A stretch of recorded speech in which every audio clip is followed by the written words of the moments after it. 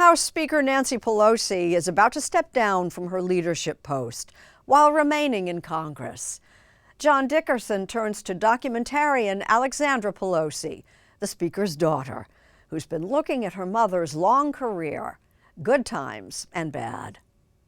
This is so surreal for me because I spend my life behind the camera, and so sitting here being interrogated by you is really sort of what nightmares are made of. Really? Yes. Why? Because I'm a behind the cameras person. Well, you can hold the camera if that makes you feel better. Thank you, like a little security blanket. Yeah. Yeah. Alexandra Pelosi, a documentary filmmaker, is the youngest daughter of House Speaker Nancy Pelosi. Make sure when you're editing that you include that nobody in my family would want me speaking for the family. No one would hire me to be their spokesperson because nobody wants to hear what I have to say at the dinner table. Not exactly.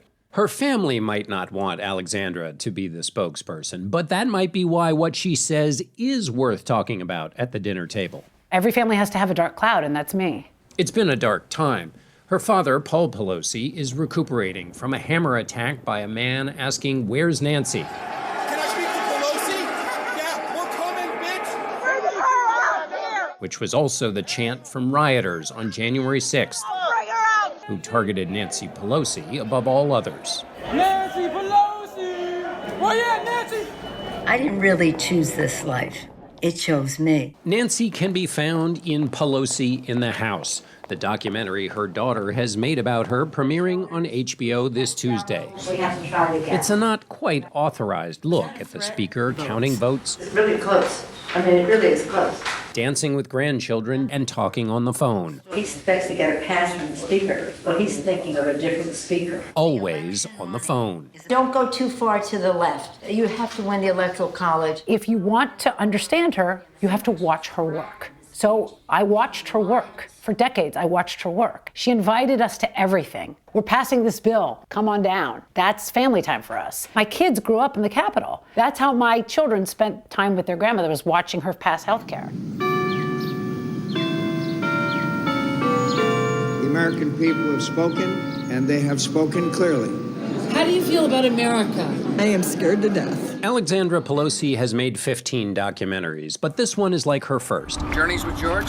Journeys with George, a behind-the-scenes look at George W. Bush's campaign based on her time traveling with the candidate and other journalists, like your correspondent. They're both charming, ironic, and urbane. Both films are about two worlds, the political world and the real one behind it. A split Pelosi has been observing all her life.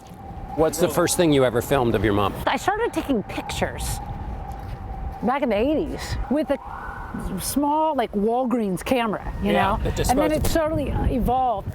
I grew up 2 feet behind Nancy Pelosi, so I got to see how everyone behaved in front of her and everything they said the minute she walked away. The image of Speaker Pelosi is an endless cycle of activity in a political environment where she has become GOP enemy number one, summed up by an aside Pelosi gives during one negotiation. See, here's what happens in negotiations. When you get toward the end, people get tired. And that's what he is. You can't get tired. You can never get tired. And you apparently can't go off message, even with your daughter. You are impossible to crack. You know that. Yeah. Well, I have my sensitivities. Even you can't catch her off guard. No, there's no catching her off guard. My life's work has been trying to get her to go off guard, but it doesn't happen. She eats nails for breakfast. Crack your mom. Yes, I do. I want to crack you. But there are parts of the documentary that will catch Mother Pelosi off guard. You go no, and then you expect to get something? I showed her the preview, and she called me up and she said, "I think that you should take these things out." And I said, the film is already going to air. Like, she was editing a film that's airing in 2 weeks. Yeah. That's who she is. They said somebody was shot. It's just horrendous. The film's climax is January 6th, 2021. Days earlier, a severed pig's head had been delivered to her mother's home. But the family joined the matriarch for the historic day as usual. And Alexandra was filming, as usual. Mr. Vice President? Don't let anybody know where you are. My 16-year-old son was the first one who called it. He said, what if they storm the Capitol? We were looking out the window, and you know Nancy Pelosi. She's got to learn the script for the day of how we go through counting the electoral votes. She's not paying attention to the jackass climbing the walls. And she thinks, well, we have full security here. This is going to be fine. Alexandra Pelosi kept rolling as the family and members of Congress were evacuated to Fort McNair, a U.S. Army post. Security took us out because we're family, but the staff were all there. They knew what was coming, and they had to go hide under a desk. All these people who did not sign up for this. We're coming for you, Nancy! Young, optimistic people who want to go work in the speaker's office have to go hide under a desk.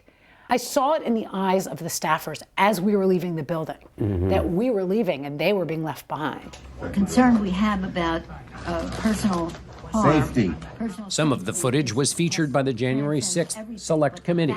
Pelosi and other leaders plead for troops to end the riot, which they ultimately did, but the collateral damage lingers after the glass has been swept up. On January 6th, my 16-year-old son was asking me, why do all these people want to kill Mimi? We call her Mimi. And I think for me, the hardest part now is trying to explain to my children who are teenagers. They saw the Oath Keepers trial, that they went to the Capitol and said they wanted to hang Nancy Pelosi from a lamppost. They get news alerts on their phone about that. So trying to make peace with the fact that my mother says that public service is a noble calling. And my kids don't understand why people want to kill her for what? What did she do? Pass health care? I still haven't been able to give them a good answer to that question. There's one recurring character in the documentary, Alexandra's father, Paul. My father is the breakout star of my mother's life and of my movie. He's always there. And I don't know many men who would be willing to just ride along for that kind of a life. But here's what's not in the documentary: the vicious attack on Paul Pelosi in the family home in San Francisco at the end of October. Police say the attacker was looking for Nancy Pelosi, but found her husband instead and beat him with a hammer. How's your dad doing now? He's getting better every day. Thank you for asking. The scars are healing. I mean, he looks like Frankenstein. The scars are healing, but I think the emotional scars, I don't know if those ever heal. I mean, that's tough. It's really tough. I don't think it's okay for an 82-year-old man to be attacked in his home in the middle of the night because of whatever his wife does for work. Adding to the emotional scars for the whole family is how some reacted. I haven't slept since the night my father was attacked. What happened to him is one thing. What the outside world did with that for their own political fodder is what's much harder for us to handle as a family. I don't care who you are and who you vote for. Nobody should think it is funny that an 82-year-old man got attacked in his home.